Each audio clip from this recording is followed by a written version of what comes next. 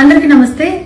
So పొద్దున్న నుంచి తిరుపతి ప్రసాదం గురించి నేను మాట్లాడిన వీడియో, నేను మాట్లాడిన మాటలు చాలా మందికి తప్పుగా అనిపిస్తున్నాయి.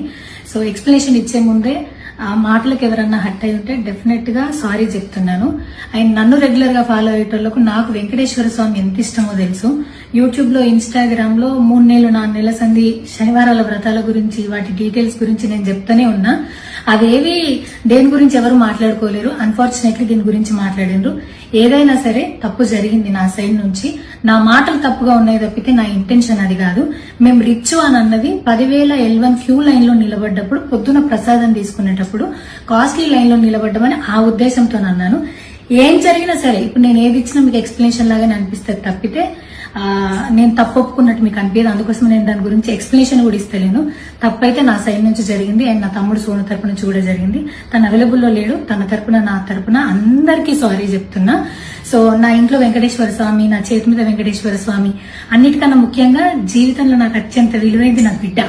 నా బిడ్డను కూడా వెంకటేశ్వర స్వామి ఇచ్చిండు. నేను ఆయన గురించి తప్పుగా ఎట్లా మాట్లాడతా? అస్సలు ఆయన గురించి తప్పుగా మాట్లాడా. ఆయన గురించే కాదు, నన్ను రెగ్యులర్ గా ఫాలో అయ్యేటోళ్లకు నేను అన్ని మతాల దేవులను మొక్కుతా, అందరి దేవులను మొక్కుతా.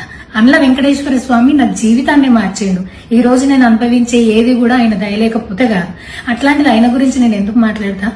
అయినా సరే తెలుసో తెలకో పొరపాటు మాటలైతే నా నోట్ నుంచి, మా తమ్ముడు నోట్ నుంచి వచ్చినాయి. దానికి డెఫినెట్ గా సారీ అడుగుతున్నా. ఇదేదో యూట్యూబ్ ఛానల్ ఏమంటారు వీడియోస్ పెట్టి కేసులు పెడతా అన్నందుకు కాదు, నాకు కూడా అనిపించింది అయ్యో అట్లా మాట్లాడి ఉండకూడదని, అందుకోసం పెడుతున్నాను తప్పితే ఇంకొక ఉద్దేశం అయితే ఏమీ లేదు. నేను మళ్ళొకసారి టీటీడీ మెంబర్స్ కి అండ్ నా మాటల వల్ల హట్ అయిన ప్రతి ఒక్కరికి నేను నా తరపు నుంచి సారీ చెప్తున్నా. అండ్ ఇంకోసారి మళ్ళీ ఎప్పుడు రిపీట్ చేయను.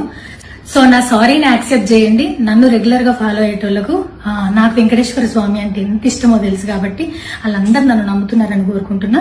మళ్ళొకసారి ఎక్స్ప్లెనేషన్ కాదు, సారీ చెప్పినంత మాత్రాన తప్పు ఒప్పైపోతుందని కూడా కాదు. బట్ నేను చేయగలిగింది ఇది ఒక్కటే కాబట్టి మళ్ళొకసారి అందరికీ సారీ. అండ్ డెఫినెట్ గా ఐ ప్రామిస్ ఇంకోసారి ఇది రిపీట్ అవ్వదు. Thank you.